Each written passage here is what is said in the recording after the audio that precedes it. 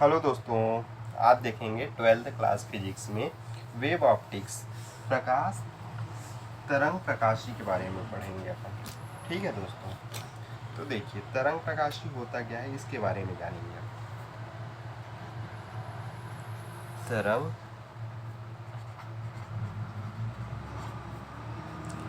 प्रकाशी तरंग प्रकाशी होता क्या है इसके बारे में देखेंगे। तो पहले अपन आज इसको इंट्रोडक्शन के रूप में जानते हैं। देखिए, तो इंट्रोडक्शन क्या होता है? प्रकाश ऊर्जा का एक रूप है।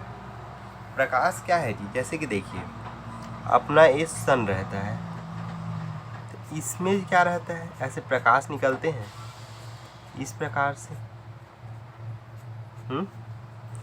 ये क्या है? लाइट है। सन से लाइट निकल रहा है, तो क्या है? सन ऊर्जा का ही तो रूप है ना प्रकाश। जब प्रकाश किसी वस्तु से टकराकर हमारी आंखों में प्रवेश करती है तो यह वस्तु हमें दिखाई देने लगती है। तो देखिए, हम प्रकाश को कैसे देखते हैं। अब मान लीजिए, अगर हमारे यहाँ पे फर्श है, ठीक है, यहाँ पे सन है, ये सन यहाँ पे है, तो यहाँ से ऐसे प्रकाश आई, ऐसे करके इस पे टकरा गई। अब टकरा के फिर ये वापस जाएगी, तो आने और जाने के जो क्रिया हो रहा है, तो हम तभी तो ये वस्तु को देख पा रहे हैं ना। अगर अंधेला रहेगा, मान लो ये सन को अपन यहाँ से गायब कर देते हैं, तो ये तो पूरा ऐसे ब्लैंक हो जाएगा, पूरा ऐसे ब्लैंक हो जाएगा। लाइट पड़ेगा तभी हम कोई भी चीज़ को देख पाते हैं।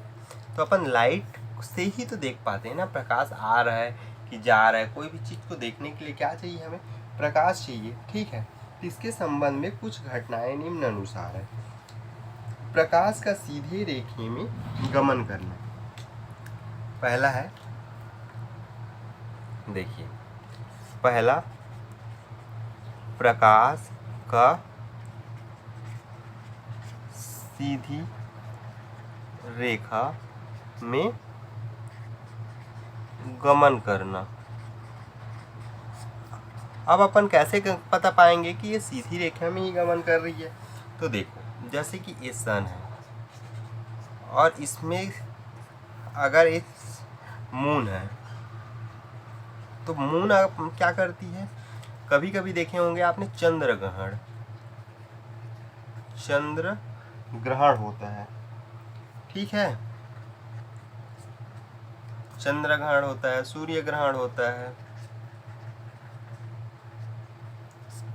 तो क्या होता है कि अब प्रकाश यहाँ से मान लीजिए आ रही है, तो इसके रास्ते में ये पड़ जाती है, तो ये क्या होती है? ये हमें नहीं मिलती है। इसी को क्या बोलते हैं हम लोग? चंद्र ग्रहण बोलते हैं ना। तो बोलने का मतलब है, प्रकाश के मार्ग में रखी हुई किसी पारदर्शी वस्तु की छाया का बनना सूर्य तथा चंद्रमा का पर पड़ता है, तो यह बात का द्योतक है कि प्रकाश सीधी रेखा में गमन कर रही है। ठीक है दोस्तों, फिर अपन देखेंगे अब परावर्तन।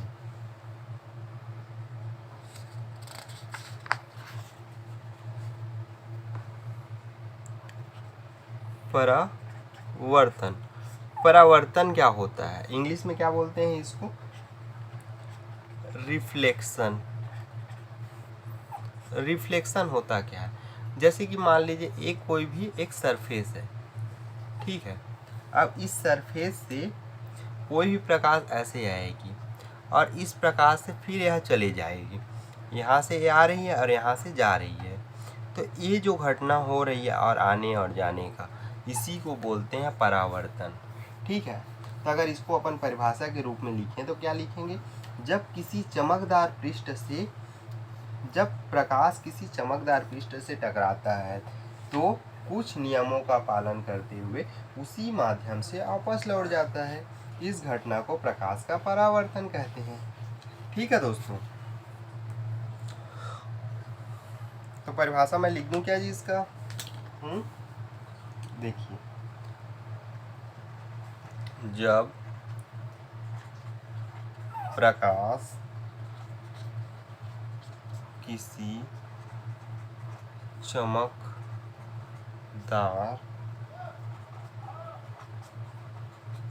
पृष्ठ से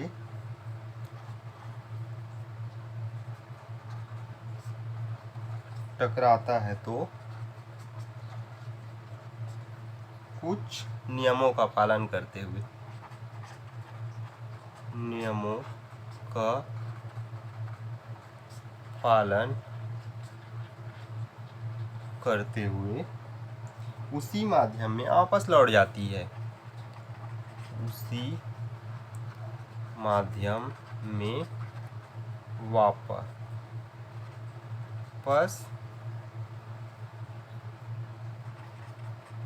लौट जाती है। इसे क्या बोलते हैं? प्रकाश का परावर्तन। ठीक है, अब आता है अपरवर्तन। अपरवर्तन किसे बोलेंगे?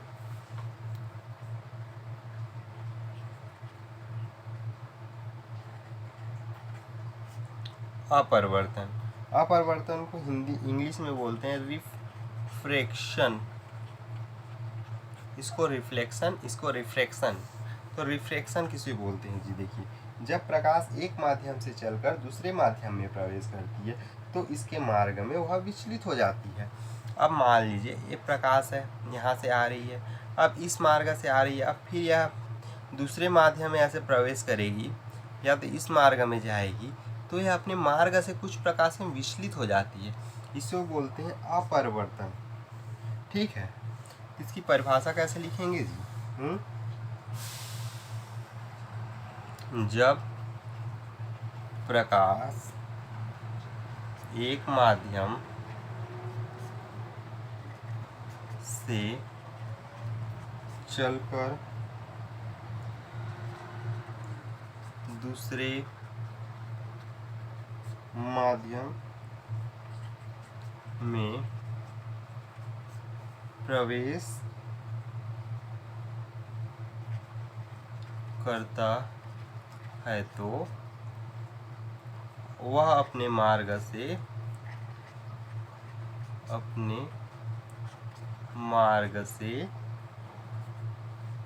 क्या होता है? विचलित हो जाता है, विचलित हो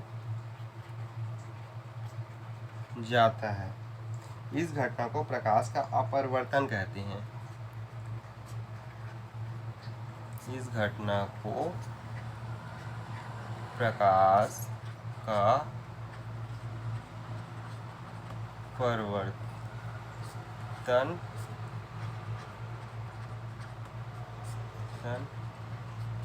कहते हैं।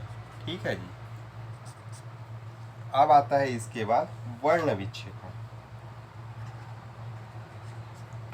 वर्ण विक्षेपण, तो वर्ण विक्षेपण होता क्या है इसके बारे में समझेंगे। देखिए, एक होता है ऐसा प्रिज्म, अब इसमें श्वेत प्रकाश आ रही है मान लीजिए एक सन से ऐसे करके, तो वह अपने अवयवी रंगों में विभक्त हो जाएगी, मतलब 7 रंगों में ऐसे विभक्त हो जाएगी। ठीक है, तो इस घटना को वर्ण विक्षेपण कहते हैं। तो बोलने का मतलब है, अगर परिभाषा के रूप में इसको लिखा जाए, जब श्वेत प्रकाश किसी प्रिज्म से होकर गुजरती है तो वह अपनी अवयवी, या तो रंगों में लिखो इसको, रंगों में विभक्त हो जाती है। इस घटना को प्रकाश का वर्ण विक्षेपण कहते हैं।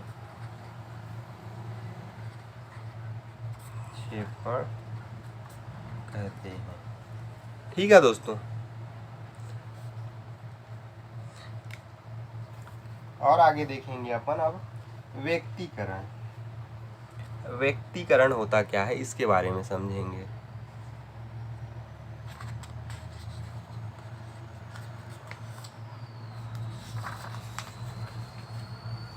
अब व्यक्तीकरण होता क्या है कि इंटरफ्लेक्शन, व्यक्तीकरण, इंटर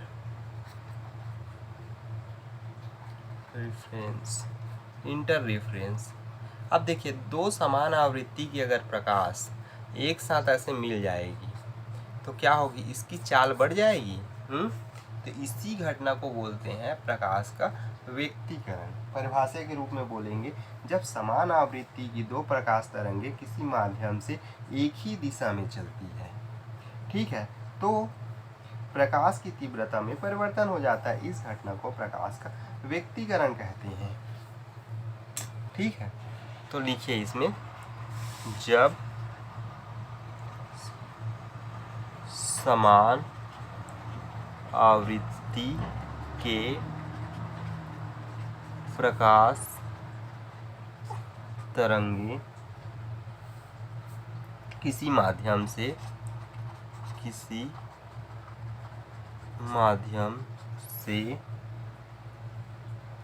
एक ही दिशा में चलती है तो प्रकाश की तीव्रता में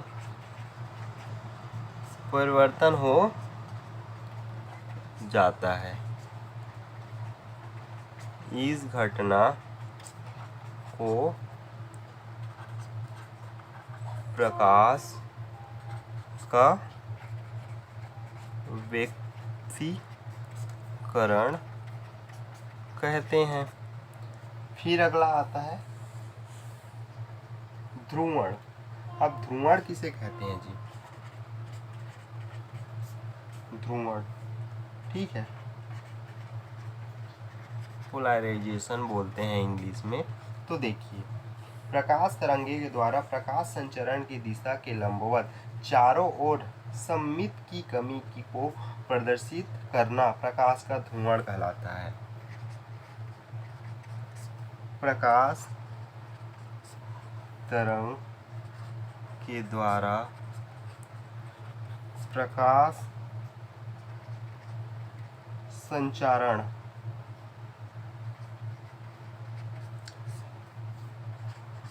की दिशा के लंबवत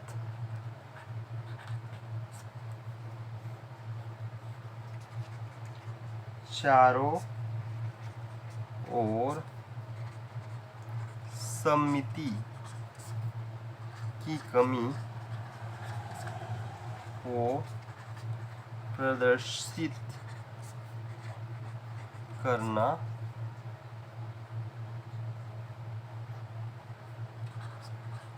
प्रकाश का